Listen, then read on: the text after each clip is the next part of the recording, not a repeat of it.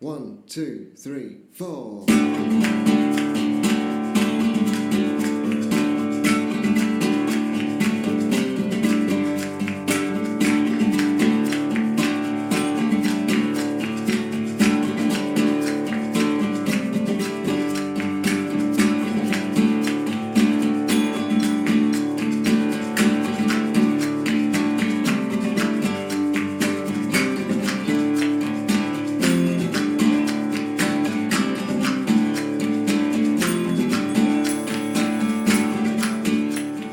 Downloading Scuba Confidential. Welcome back to the podcast. We're back. Well, we're back. We're back again. Ian's in with his catchphrase of "We're back." I'm Marcus, and with me are my two friends, Ian. Hello. And Louise. Hello. So it's episode 15. It's been really positive the last month, and in fact, I think all three of us were amazed at the amount of downloads that we had in the last month, and kind of some of the reaction, which has all been nice and positive that we've had. I think last month it was something like close to 2,000 downloads, which is a massive increase on the month before. So something's happening out there. Some people are listening to us. And how have we got to the number 15 so quick? Oh yeah, episode 15. Time flies when you're having fun. Well, there you go. It's it's been a journey. I've used the J word. It's been a journey. Journey. We've had some really nice mail come in, actually, and on our Patreon page, we've picked up another couple of Patreons in the past few days, which is really nice. We had the mysterious Fridge, otherwise known as Jim, who's joined our merry gang, joined our merry gang as a Patreon, and another friend of the podcast now, Olof Asperg, who's based out in Scandinavia, and he's contacted us well and joined up as a Patreon. So that's all really, really good. In fact, Olof has written to us and said he hasn't listened for a couple of weeks because he's saving them up. Can you imagine? Why not? Who wouldn't want to binge on us? Exactly. You know? So Olof's written into us because he's on a road trip. He's off to do his IDC, which for those of you who don't know is your instructor development course, and he wants something to listen to in the car. So I can't think that to us, really. Yeah, I can't think that he's going to find us inspirational, but if he does, fair play to him. Yeah. We're happy to have him on board, and we wish him luck with his instructor training. Within that, he's also asked a question: what good instructors have influenced us over the years, and what was the biggest surprise when interacting with students when we turned pro? So I think that's something we can put to one side, and perhaps we'll have an episode at some point regarding what it is to be a good dive master or a good instructor, and the kind of positive attributes that we've experienced with people who we've worked with over the years. So that was really cool. We've had a second email that's come in from across the pond in America. This guy called, I'm not sure if it's Louis or Louis Villa, who's based in Massachusetts near Boston, right on the ocean, he says.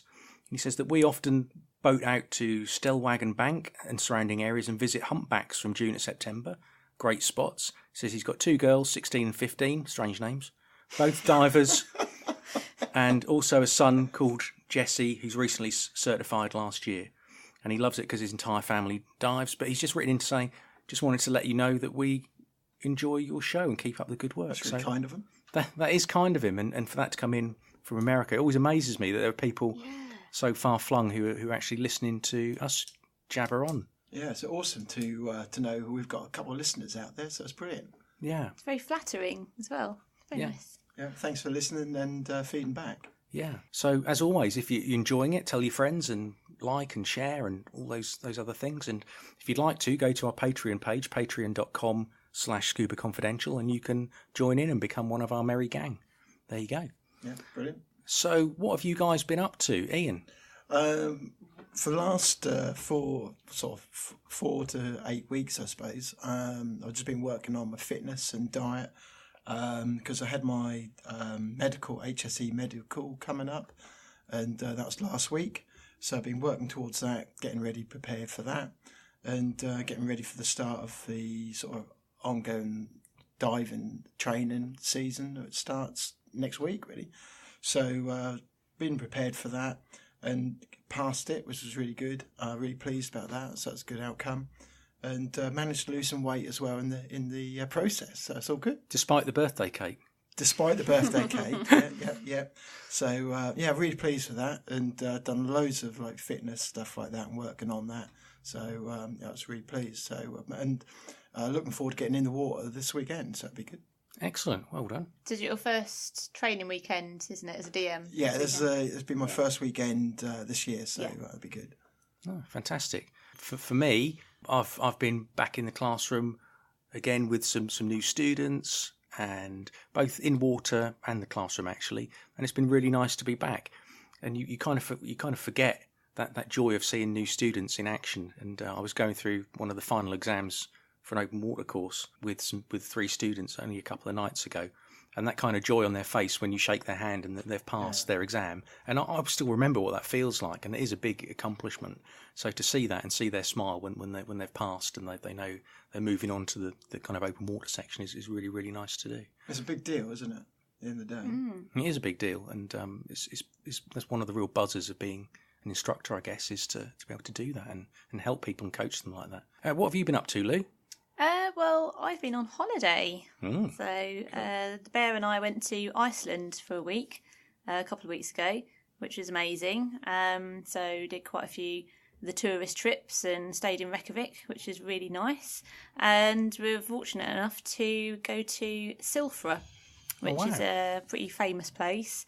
So David, or the bear, should I say, scuba dived. So the bear's been in the snow. He has, yeah. There was about a foot of snow. So we're going to go kind of enlarge a bit on what Silfra is in a little while. But basically, yeah, David scuba dived. I did some snorkeling around there, which is really cool. Water temperature was about 2 degrees. So, but we were toasty in our dry suits and 7mm hood and gloves. So. Yeah, which is really cool. 2 degrees is nearly tropical, really, isn't it? Yeah, of course it is. You were in there in your budgie smugglers, weren't you? Yeah. Who needs a dry suit? Right, well, for the listeners tuning in right now, we don't tune in anymore, do we? We're sort of beyond that, who have downloaded us. Just step back into the 1970s there briefly. For people who have downloaded and listening to it now, a little while further into the podcast, myself and David and Louise will be having an interview and talking about Iceland, talking about the diving there, your experiences, or Lou and the Bear's experiences with the dive centre out there, and we'll expand on that a little bit further. So stick with us and we'll get to that shortly. But I think we're going to move on to our traditional section now, which is Lou with the news. So first up on the news items is marine archaeologists in South America have uncovered a haul of artefacts from a reef in the world's largest lake. In what is believed to be the first methodical archaeological excavation of a site in Bolivia's Lake Titicaca, divers actually discovered ceramic incense burners, metal, shell and stone ornaments, and engraved gold medallions. And it's believed that the objects were made by the Tiwanaku people, I think that's how it's pronounced anyway, during the 8th and 10th centuries AD. And basically these specific items, it's thought that they were used in various rituals. So they used to conduct quite elaborate ceremonies to sort of like offer to the gods that they believed in. And yeah, Lake Titicaca, so it lies in the Andes. Where's the Andes? On the end of your armies. She's here all week. Don't forget to tip your waitress. Enjoy the veal. So it's in South America. So it's we didn't practice that either. We didn't know. It's naturally, and I scare myself sometimes. So yeah, it's basically in the Andes, and it's 3,800 meters above sea level, which is incredibly high. And it was once regarded by the early Andean people as the birthplace of the sun. And these particular marine archaeologists basically decided to explore the Koa Reef after some amateur divers found a number of ancient items at that site. So they kind of thought, oh, hello, there's potential here for quite a big, archaeological haul coming up here. And the actual reef is submerged in more than 5 metres of water. And it's just off the northwestern tip of the island of the Sun, which is a central feature in Lake Titicaca. And apparently, as well as the ornaments and gold, remains of llamas that were sacrificed during the lavish ceremonies were also discovered. Yeah, and these particular llamas looks like they were trussed up in ear tassels and other regalia, in ear tassels. Yeah. So I'm Sounds- not thinking burlesque, No. kind of like, pasties type I thing. wasn't at all. No. You can do whatever you want with the llama, Ian. It's entirely your business, my friend. But basically the remains of these llamas were also discovered. So it's a particular trove of artefacts that's provided historians worldwide with quite an insight into how the ceremonies were conducted and why also, all those many years ago. Yeah, and there's a couple of things out of that struck me. Firstly, was the altitude. And I think it was it you, Ian, who said that's kind of double the altitude of Ben Nevis, which is About obviously 1,400 metres. what Ben Nevis Ben is. Nevis is. Yeah. Okay, so for those who are outside the UK, that's the kind of biggest mountain in the UK. Which is about 4,400 feet, I believe. Yeah, So that's how high up that is. yeah. So that's double the altitude of that. So that's an incredible altitude, and there's all the considerations that go along with that. So if you're arriving at altitude to dive, you'd have to give your body 12 hours to adapt before you considered getting into the water. There's the massive changes it makes to the profile of the dive, because suddenly the oxygen content and the ambient atmospheric pressure has changed significantly. Even if you think back to your open water training. In fact, a few days ago in the classroom in the final exam, I'm talking to people about their tables and if you look on the back here, you'll see that over 300 metres in altitude, there are special procedures.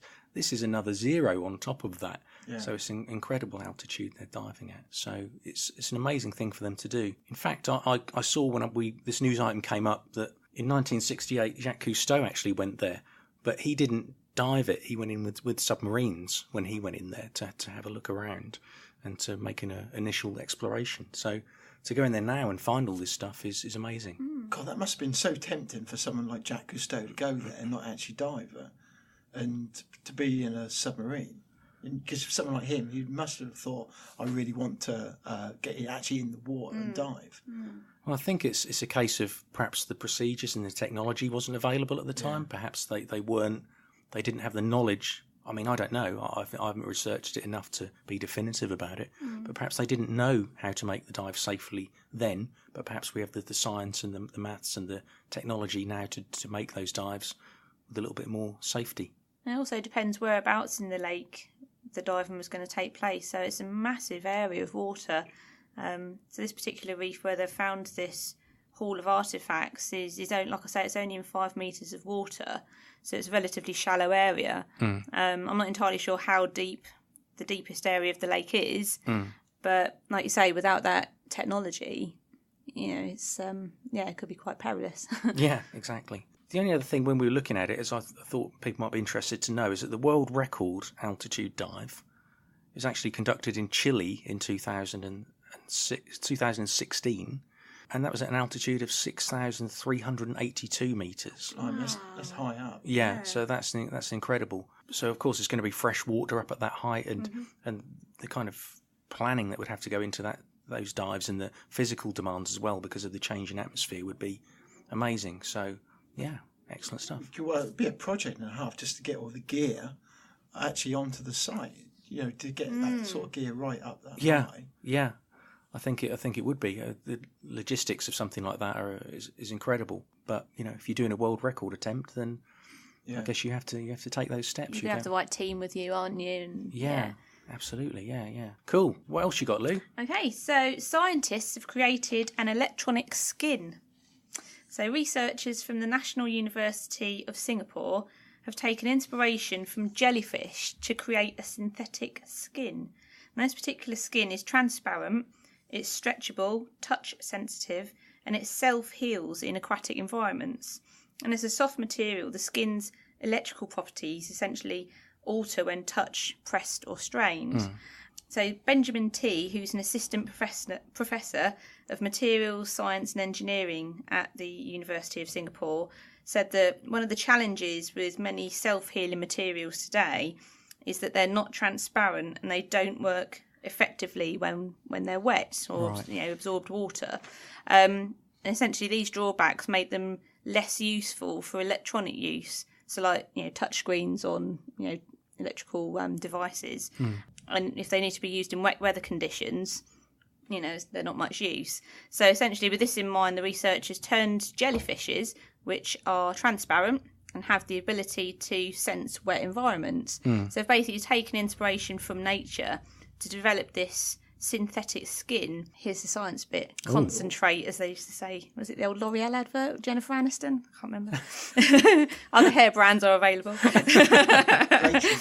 Right, that's right, yeah. In Friends? Yeah. Yeah. We're on a break, Ian. We're on a break. So basically, the gel that they've used to make this skin, it consists of a fluorocarbon-based polymer with a fluorine-rich ionic liquid that was created, and it's printed into electronic circuits. Right. So they basically fused these kind of solutions together. And what made the skin so unique is that it can retain its shape in both wet and dry conditions, and it works particularly well in seawater and even in acidic or alkaline environments.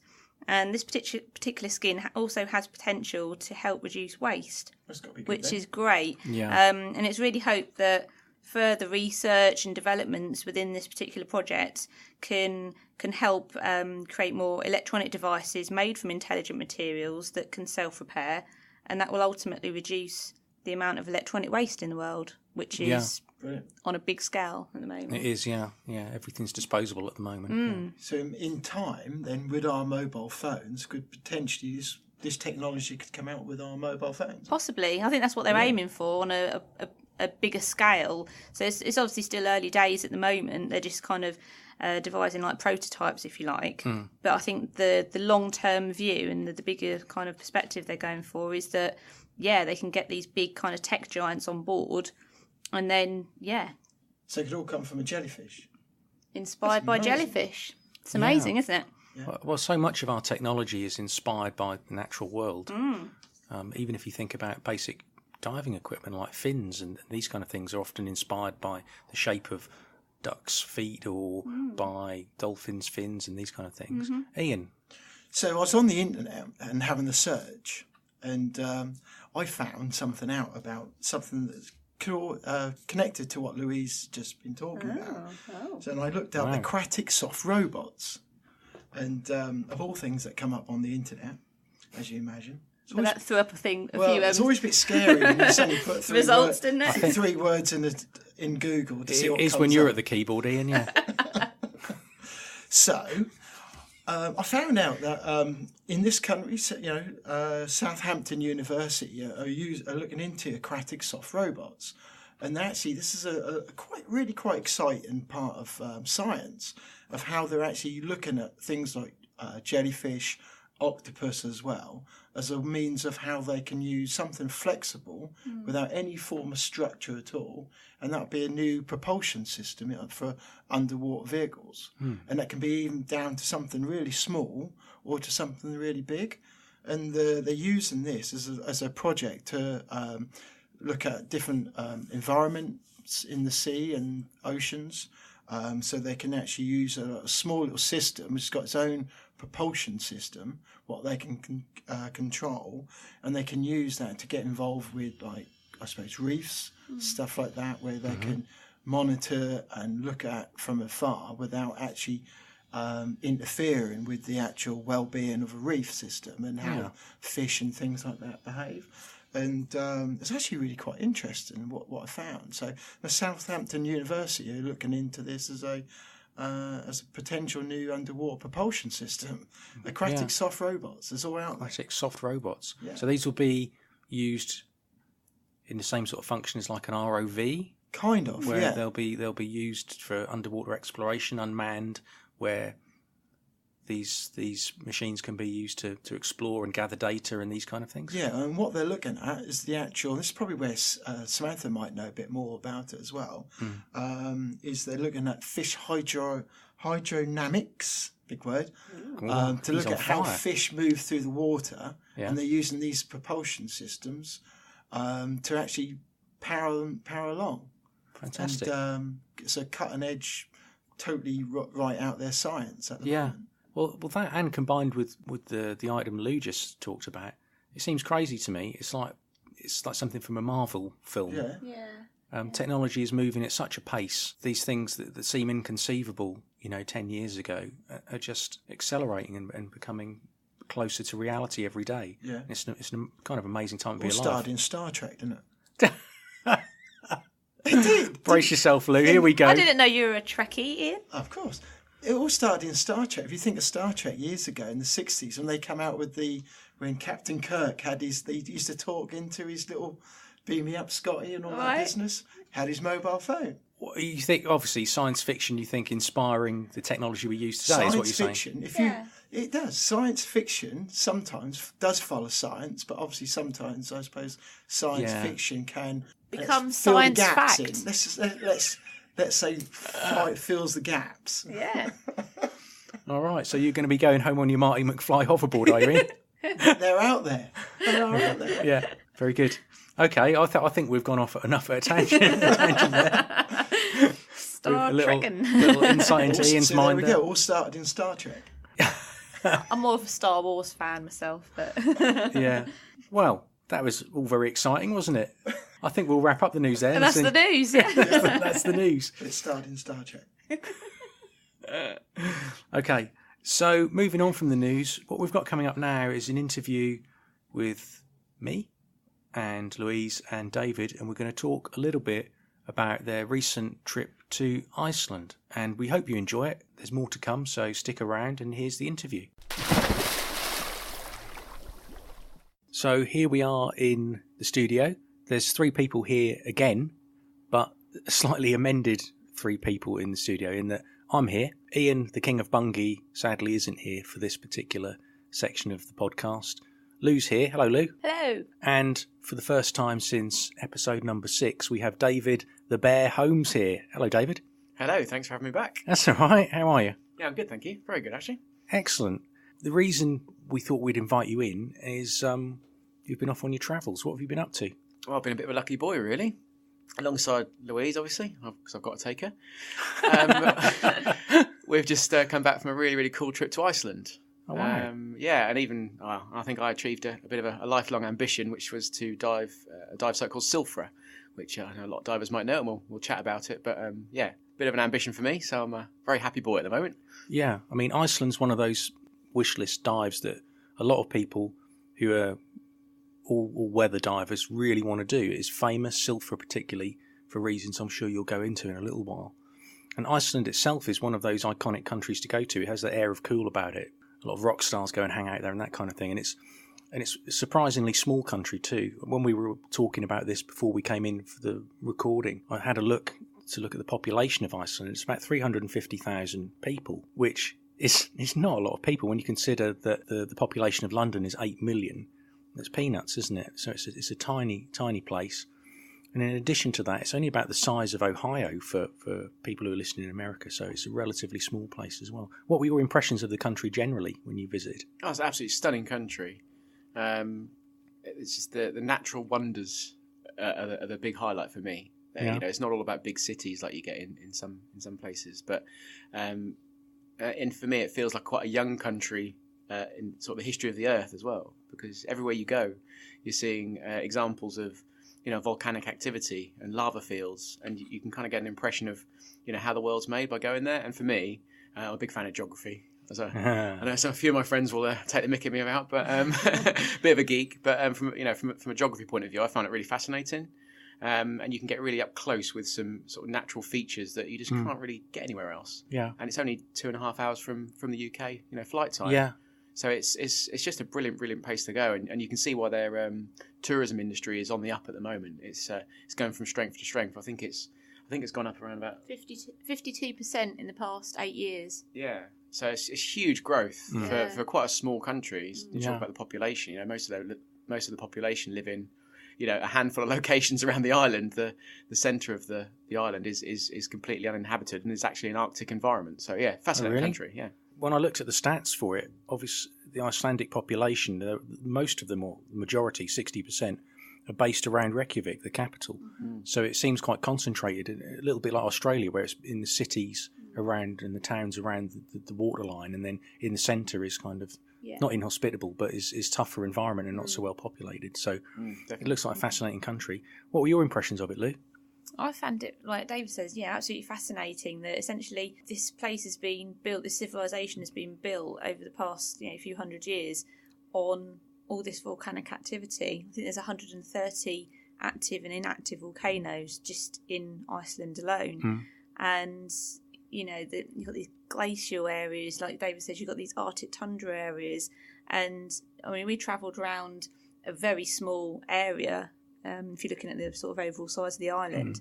But we saw so many different terrains and environments and landscapes and weather conditions as well. There's a saying in Iceland, if you don't like the weather, just wait 5 minutes. Oh, right, okay. It's sort of like Orkney in that respect. Yeah. Did they film Game of Thrones there? Did I imagine that? No, they filmed loads there. Yeah. Did they? Yeah. I think there's some scenes at the wall, and there's quite a few scenes at Iceland, particularly beyond the wall for Game of Thrones fans. Any scenes beyond the wall in the Arctic areas is basically filmed in Iceland. Oh wow, excellent. So moving on to the diving side of it, obviously Silfra is a really famous dive site. If you to go online and look at top dive sites or top cold water diving sites, it's always in there. And for good reason, I suspect, when you tell some of the listeners about it. So what can you tell us about Silfra, David? Well, it's a very unusual place in the world, in that it's basically a volcanic fissure, and its location is actually, it's in no man's land. So you've got the Eurasian plate, tectonic plate, and the North American tectonic plate, and they basically split Iceland. Right. So where Silfra is in a big valley, a glacial valley, between two tectonic plates, which actually sit 5 kilometres apart. Now, Silfra is a famous dive site because you can have your photo taken, in effect, touching two tectonic plates underwater. Not technically true, but you are between two tectonic plates when you're diving. So the actual Silfra itself, the walls of Silfra, it's a volcanic fissure that's opened up in the earth, and it's been flooded by glacial water, fed by a glacier which is a few kilometres away. So it's a very unique place, and the big draw for Silfra is the fact that the water there is probably the clearest, purest water on earth. Yeah, I mean, you've got some excellent footage. Both of you obviously were in the water there, and some of the footage looks really stunning, and the water looks kind of gin clear from the images you've shown me. So what kind of visibility were you getting in the water? I would say pretty much infinite. Infinite? It's just like on land, you mean? It's as much as you can see with your eyes, pretty much. Right. Your visibility is basically restricted by what's in front of you, and it's usually bits of wall and bits of volcanic, lava, basically that's there. So if you were in the sea and that visibility, you would basically see what you can see on land. In effect, is you cannot get clear, in my opinion. But it's not just the visibility; it's the colours. Yeah. So you've got some beautiful blues and purples almost, where the shadows from the sun sort of filter through the water and into your eyes. Really, it's amazing. It's just incredible. Yeah, that would be good if we can share some of your images and footage on our page, if we may, David. Is that all right? Of course you can. Yeah, excellent, fantastic. So Silfra is not just for diving, though. Before we get into the nitty-gritty of diving, you were lucky enough to go snorkeling there, weren't you, Louise? So I was, yeah. So what was that experience like? Absolutely beautiful. Various sort of, from what I've seen of David's footage from being immersed diving in the water, it wasn't too much of a dissimilar experience, essentially, because of the clarity of the water is just phenomenal. Temperature 2 degrees. Little nippy. Bit nippy, yeah, but we were kitted out in dry suits and 7mm hoods and gloves. So yeah, it's absolutely fantastic. And essentially for me, I'm used to diving in a dry suit. Yeah. So snorkeling in a dry suit was a whole new experience for me. Yeah. And they call it liquid meditation. I can certainly see why. It's so relaxing and peaceful. And as David says, the colours and the sights that you're confronted with as soon as you pop your head under the water, it's mind-blowing. You can't quite believe what you're seeing. And the fact that, like you say, it's the gap between these two tectonic plates. It's so much to get your head around, and afterwards you can't quite believe that you've experienced it. Yeah, it looks stunning. Obviously, you've got the light and the topography. Was there any aquatic life in there? During the winter months where we kind of went, there's not. Although I did see one very, very small fish in there. There was a bit I did. Yeah, I did. But in the summer, you have Arctic char. Right. So they're a bit like a salmon. Okay. Which do sort of inhabit the lake, because Silfra, it basically goes into a big glacial lake. Right. Okay. In the Thingvellir National Park. I've probably said that wrong, so apologies. But it's a big lake, and there's Arctic char in there. So they are like a salmon, trout. Yeah. And in the summer they do come into the diving area to breed. Yeah. So yeah, there is a chance of seeing some really quite cool aquatic life. Yeah, I mean, at certain times. That's kind of unique to that area, isn't it? It's not like you're going to bump into something like that in the Maldives, is it? No, definitely not. So you've got the topography, you've got the clarity of the water. I guess the big draw is that kind of the history and thinking of you're straddling those that gap in the planet, essentially. So that's fascinating. From a diving point of view, who did you guys dive with or snorkel with when you were out there? Which company were you using? Well, we both used the same company. It was a company called Dive.is, right? Who I have to say were absolutely fantastic. Yeah.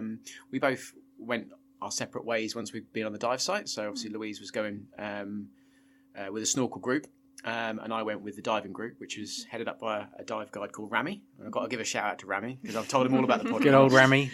We'll send a link to him. Definitely. No, he was absolutely fantastic, to be honest. And they had a really good support team as well. So they seem to be the biggest centre out there.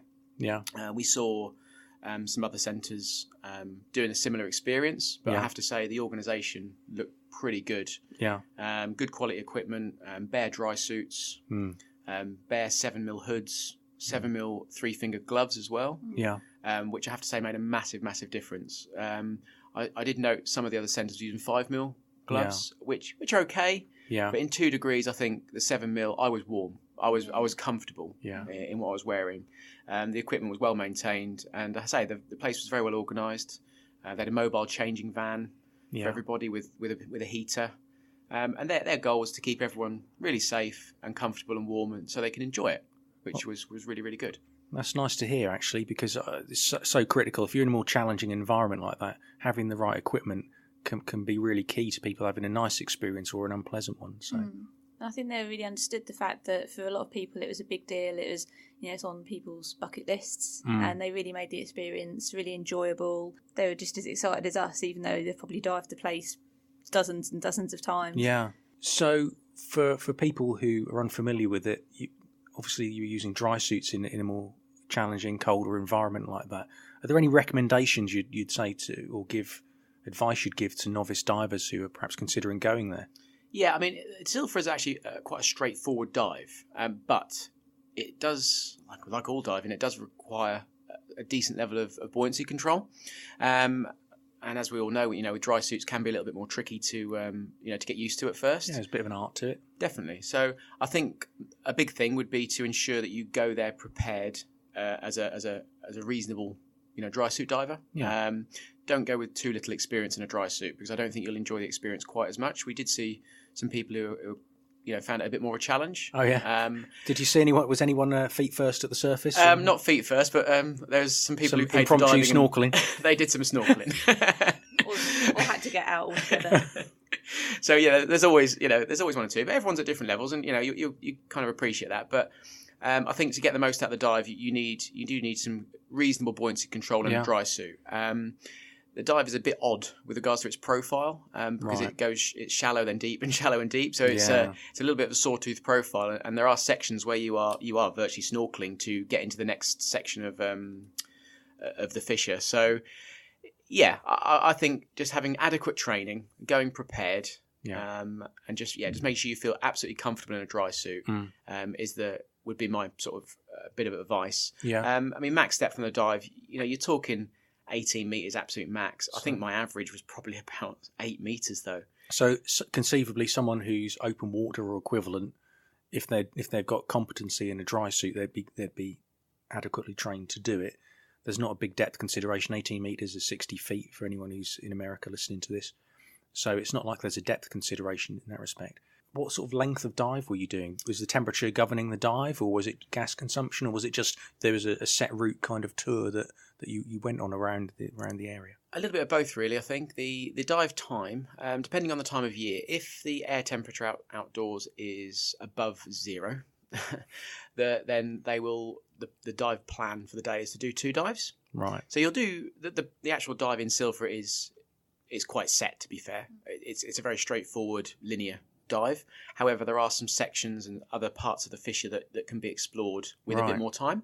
So when you've got a 2 dive day, which we were lucky enough to do, then we did actually do 2 30-minute dives, and both were slightly different, which was nice actually, because it gave you some different aspects of the dive and enabled you to sort of find your feet in the first dive. Yeah. And then really, really enjoy it for that second dive as Yeah. well. So that was quite good. I think that's a nice way to do it as well. And I've often, it's always surprised me when I've gone to other parts of the world when people will do a dive site once and go, oh, I've done that. I don't need to do that again. When a dive site can change and evolve and just your perception of it from one dive to the next, you can see something completely different, just seeing things from a slightly different angle. So it's nice to get the opportunity to do that. Yeah, I mean, there were sort of 30-minute dives for 2, which was enough in that temperature. It felt comfortable. It wasn't uncomfortable at all. But I know in the winter months when it does get very, very cold, they do limit to 1 dive a day. Yeah. But they go for about a 45-minute dive, so you can show you a bit more. The reason for that is a safety reason, and that is because the gear will freeze up between dives. We noticed it. We were just above freezing, so we were quite lucky. Okay. But we noticed the gear starting to become a little bit frozen, and they're very, very safety conscious, obviously, which is important. So it does depend really on the time of year. And that's just good risk management. I mean, if you're running a dive centre in those temperatures, the last thing you need is a customer who's got a free flowing reg at depth or something like that because of a temperature change. So that makes sense to me. Just generally, the dive centre provide everything. You don't need to, apart from perhaps some base layers. What did you guys take with you? Yeah, well, we both took similar actually. In that the dive centre provide a bear undersuit, which is quite an all-in-one kind of woolly bear, aptly named. Suit, which is good. But they do advise you to bring a few pairs of thick socks. And some base layers as well, so some thinner base layers to go underneath. Yeah, and it's kind of up to your own how you feel about what you want to wear really. I mean, I don't really get too cold, but I took some extra layers just in case because I wasn't sure, and I have to say I was really pleased I took a couple of extra layers because that just meant that my dive was even more enjoyable. Rather than getting cold. And Louise, I think you took similar. Yeah, so I just had some like merino wool, long johns and a long sleeve top, and then one of the Fourth Element X-Core tanks as well, which is really nice and warm. So keeping the core warm. Obviously, once that's warm, everything else keeps warm. And you guys were fine for the duration of the time you're in the water. Then it was okay. Oh yeah, 100%. I mean, I even I had a slight leak in my arm, which was my fault actually. I just rucked up a seal when I was putting a glove on. You rucked up a seal. Yeah. You didn't. You said there wasn't any aquatic life there apart from that. No, I beat up a shark later as well. But I had a little bit of a leaky arm, and even then, to be honest, because the kit was quite good, it wasn't a big problem. Yeah. So I've got to be honest, I was a little bit concerned about the water temperature when I went, and I was even you've done loads of dry suit even diving. Me, roughy tufty diver that I am. But 2 degrees is chilly. Yeah. But it really wasn't anything to worry about whatsoever. Yeah. The equipment provided was absolutely adequate for the dive, which is good. Excellent. So thumbs up from you guys. There's one other thing I was going to ask you about, and we may have to edit this out. I believe, Louise, there was a certain area where people get a bit fruity on the dive site. Is that right? No, you're thinking of the Blue Lagoon. The Blue Lagoon. Yeah. So what's the Blue Lagoon? The Blue Lagoon is a geothermal pool. So it's a spa essentially. It's not one of Ian's DVDs then? No, well, it might be. Who knows? But yeah, it's a separate place. So it's basically a geothermal pool where you can go and swim around in normal swimwear. Okay. And it's about 36, 37 degrees. So yeah. So that's a nice tourist site if you're thinking of going to Iceland. And yeah, they do have sex police there because quite a few people get amorous in the Blue Lagoon. No, there's a job title. Yeah, so you get these guys just stood kind of at the side of the Blue Lagoon, dressed up in their full kind of Arctic layers, hats, gloves, boots, etc. And we were thinking, they can't be lifeguards. It'll take them 10 minutes to get changed and get in and save someone. And yeah, we learnt later that they are security. Sex police. Apparently. Who'd have thought it? Yeah, I'm not convinced getting amorous in Silfra is going to work, to be honest. Yeah. 2 degree water. Yeah. Yeah. No, I'm starting to feel quite queasy just thinking about it, if I'm honest. We'll leave that to the Arctic Char to get on with. Yeah. All right. Well, that's brilliant. Finally, I was just going to ask just generally for people who are listening, considering going, leaving to one side, obviously, travel costs of getting there because it will depend on your start point. But to go diving there, just as a rough guide or snorkeling, what's the sort of costs of going for a splash around there? I've got to be honest, it's not a cheap thing. No. But I think you have to put everything's got to be relative. And Iceland is not a cheap country. I think any of the trips there are, more. You pay more there than you would in a lot of other places. But the cost for the diving was approximately £250, UK pounds. Yeah. Which I have to say, I thought it was worth every penny. Yeah. The experience for me, it was actually on my birthday as well, which is even better. Yeah, it was your 25th birthday, wasn't it? Yeah, something like that. It was worth every penny. It was a really, really good day. You know, everything was provided for you, even hot chocolate and cookies and the whole shebang. So I thought it was good value, but it is something to consider. You know, it's not the cheapest place to go as Iceland. No. I think the snorkeling was around £150 from memory. Yeah. So again, but it was. I know Louise really enjoyed it. Absolutely. Yeah, I think it's worth every penny, and it's certainly something to tick off, not just tick off the list, but to experience. And yeah, it's just, you can't quite explain it. It's one of those things until you've done it. It's so cool. I mean, there's just another. If people are interested in going to Iceland and doing some more diving, particularly in the summer season, not so much in the winter, but we did find out there's a whole world of dive sites in Iceland. Yeah. There's lots of different places within the particular lake that we were, around Silfra, and also there's some really unusual dive sites in the north. I think things like a geothermal chimney underwater, which is like the only one in the world that's diveable. Yeah. So there's definitely a lot of scope there for some other diving should anyone want a bit of adventure, really. Yeah, I think so. In fact, there's a friend of mine, Jenny, in Canada, and also Rob, if he's listening, who was an instructor out in Iceland, and perhaps if people are interested and we get some feedback, I'll try and twist their arms into coming on and having a chat with us about some of the other dive sites that are available in Iceland, because they've been there quite a few times and all worked out there even. So that would be fantastic. But generally, thumbs up from Mr. and Mrs. Bear then. Absolutely. 100%. Okay. All right. I think we'll wrap it up there. Thanks for coming in, Mr. Bear. No problem. It's been a pleasure, and hopefully you'll come on again at some point in the future. Anytime. All right. Cheers. Wow, what a great interview. We really hope you found it interesting, and if any of you are thinking of travelling to Iceland or even diving or snorkelling Silfra itself, then hopefully there's quite a bit you can take from the interview that you've heard today. Well, that's all from us at Scuba Confidential. Thanks for listening to the podcast. We really appreciate your support. As always, if there's anything you'd like to share with us or add, any ideas you've got for future episodes, feedback, just let us know. We always like to hear from you guys. You can find us at social media on Twitter, Facebook and Instagram. So just search, share, like, comment. Like I say, we love to hear from you guys. Support us via Patreon. We always like to have people supporting us. It's what helps us make the podcasts, what keeps us going essentially. So yeah, find us at patreon.com/Scuba Confidential. Also, drop us an email with any suggestions and ideas. So scubaconfidential@gmail.com. Like I say, that's all for today. So we'll catch you next time on the next episode of Scuba Confidential. See you soon. Bye.